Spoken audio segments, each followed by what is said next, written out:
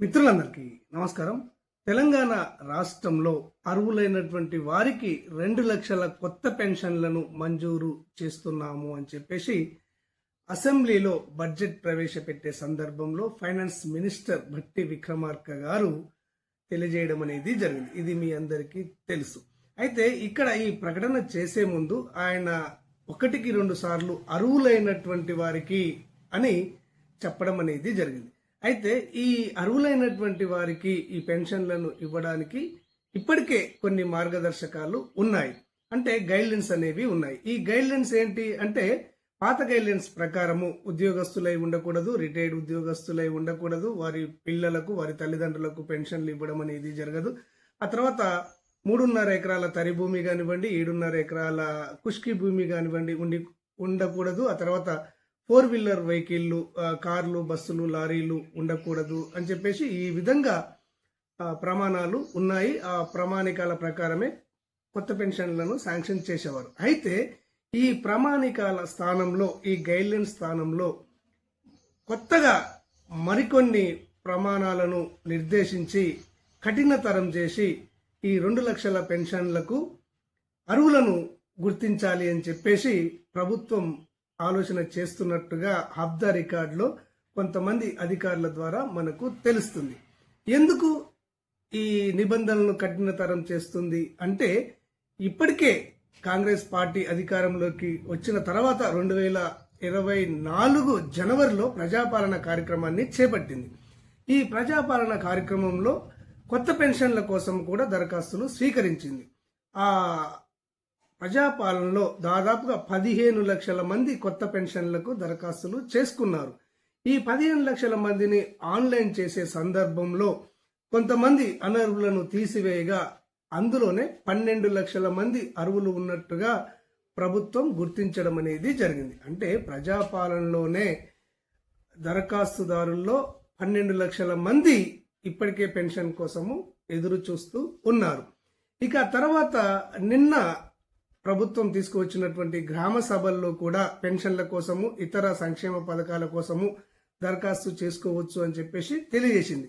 ఈ గ్రామ సభల్లో కూడా అనేక వేల మంది దరఖాస్తు చేసుకోవడానికి ఆస్కారం అనేది ఉంది. ఇక తర్వాత ఏప్రిల్ 20వ తారీఖు నుంచి 25వ తారీఖు వరకు ప్రజాపాలన ప్రగతి ప్రణాళికలో భాగంగా సంక్షేమ వారంగా ప్రకటించడం అనేది జరిగింది.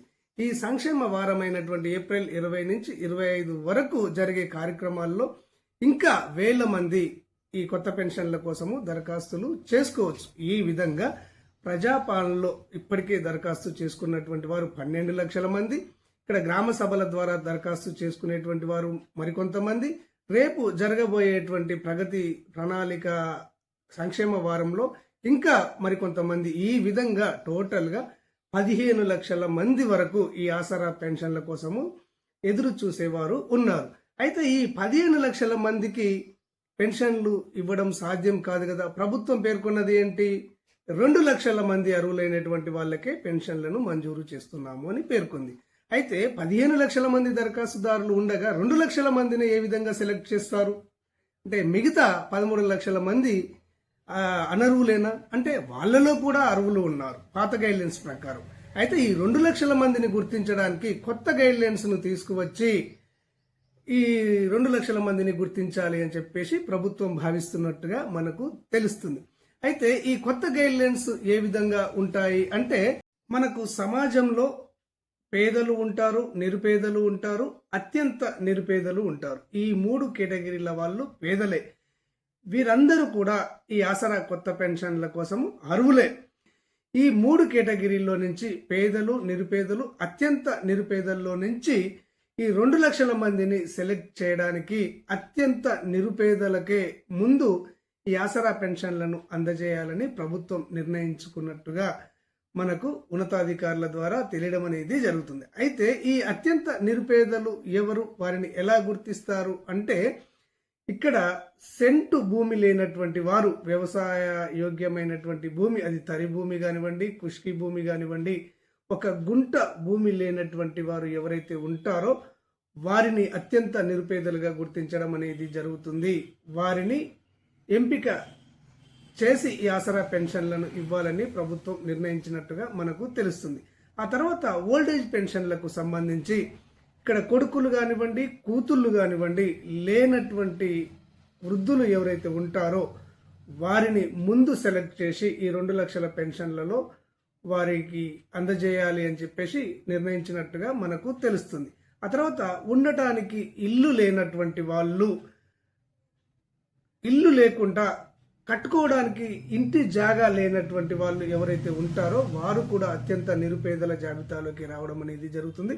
వారిని కూడా గుర్తించి ఈ పెన్షన్లలో వారికి అవకాశం కల్పించాలని ప్రభుత్వం నిర్ణయించినట్టుగా మనకు తెలుస్తుంది. ఆ తర్వాత ఇల్లు ఉండి, ఆ ఇల్లు గుడిసె అయి ఉండి, రేకులు అయి ఉండి, తాటాకుల ఇల్లు అయి ఉండి, ఒక్క రూమే ఉన్నటువంటి వారిని గుర్తించి వారికి పెన్షన్లు ఇవ్వాలి అని చెప్పేసి ప్రభుత్వం నిర్ణయించినట్టుగా మనకు తెలుస్తుంది. ఇక తర్వాత ఇక్కడ మోటార్ వెహికల్లు అంటే 4 చక్రాల మోటార్ వెహికల్లు ఉన్నటువంటి వాళ్ళు అర్హులు కారని గత గైడ్లైన్స్ లో కూడా ఉంది.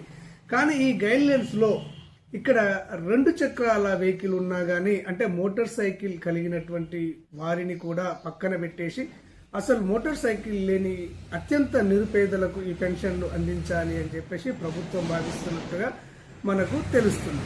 ఇక తర్వాత దివ్యాంగుల కేటగిరీలో ఇక్కడ 40% పైగా వైకల్యం కలిగినటువంటి వాళ్ళు ఈ దివ్యాంగులకు ఇచ్చేటువంటి 4,000 రూపాయల పెన్షన్ కు అర్హులు.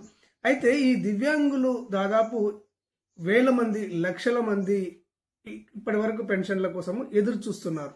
వారందరికీ అవకాశాన్ని కల్పించి అందరికీ 4,016 రూపాయలు ఇవ్వడం సాధ్యం కాదు కాబట్టి, అంటే ఈ 2 లక్షల పెన్షన్లలో ఇవ్వడం సాధ్యం కాదు కాబట్టి వారిలో నుంచి ఎక్కువ డిజబిలిటీ కలిగినటువంటి వారిని అంటే 100కు 100%, 90%, 80%, 70% ఉన్నటువంటి వారిని ముందు గుర్తించి వారికి ఈ 2 లక్షల పెన్షన్లలో దివ్యాంగుల పెన్షన్లలో అవకాశం కల్పించాలని ప్రభుత్వం భావిస్తున్నట్టుగా మనకు తెలుస్తుంది.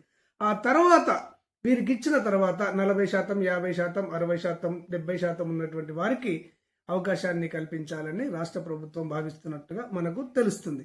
ఇక వితంతువుల విషయానికి వచ్చినట్లయితే వితంతువులు కూడా చాలా మంది కొత్త పెన్షన్ల కోసము ఎదురు చూస్తున్నారు. వీరందరికీ ఈ 2 లక్షల పెన్షన్లలో అవకాశం కల్పించడం సాధ్యం కాదు కాబట్టి ఈ వితంతువుల్లో కూడా ఇక్కడ చిన్న పిల్లలు ఉన్నటువంటి వితంతువులను ముందు గుర్తించాలి అని, అంటే అండర్ 14 చిల్డ్రన్స్ కలిగినటువంటి వితంతువులను గుర్తించి వారికి ముందు అవకాశం ఇచ్చి ఈ పెన్షన్లను ఇవ్వాలి అని ప్రభుత్వం నిర్ణయించినట్టుగా మనకు తెలుస్తుంది. అదేవిధంగా ఇక్కడ సింగిల్ ఉమెన్లలో కూడా ఇదే విధమైనటువంటి గైడ్లైన్స్ ను అమలు చేసి వారికి పెన్షన్లను ఇవ్వాలి అని చెప్పేసి ప్రభుత్వం భావిస్తున్నట్టుగా మనకు తెలుస్తుంది.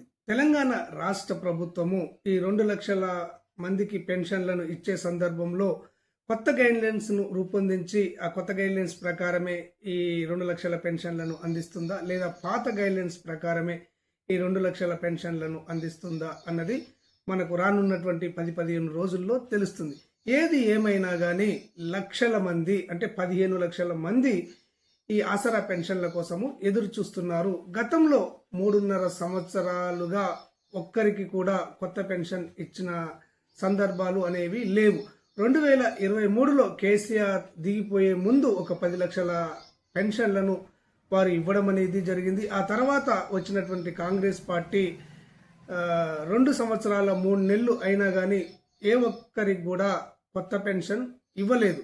కాబట్టి లక్షల మంది ఈ ఆసరా పెన్షన్ల కోసము ఎదురు చూడడం అనేది జరుగుతుంది. ప్రభుత్వం ఈ ఆసరా పెన్షన్లకు సంబంధించి ఎలాంటి కొత్త నిర్ణయం తీసుకున్నా కానీ, కొత్త గైడ్లైన్స్ ఏర్పాటు చేసినా కానీ, పాత గైడ్లైన్స్ ప్రకారం పెన్షన్లను ఇస్తామని పేర్కొన్నా కానీ ప్రభుత్వం నుంచి ఎలాంటి సమాచారం వచ్చినా కానీ ఆ సమాచారాన్ని ఉన్నట్టుగా అంతర్నేత్ర ఛానల్ మీకు తెలియజేయడం అనేది జరుగుతుంది. ఈ సమాచారం మీకు వెంటనే తెలియాలి అంటే, మీ మొబైల్లో రావాలి అంటే ఇప్పటి వరకు అంతర్నేత్ర ఛానల్ను చూస్తూ సబ్స్క్రైబ్ చేసుకునేటువంటి వారు వెంటనే సబ్స్క్రైబ్ చేసుకోండి. మన ఛానల్లోకి కొత్తగా వచ్చినటువంటి మిత్రులు అంతర్నేత్ర ఛానల్ను ఆదరించండి, సబ్స్క్రైబ్ చేసుకోండి. ధన్యవాదాలు.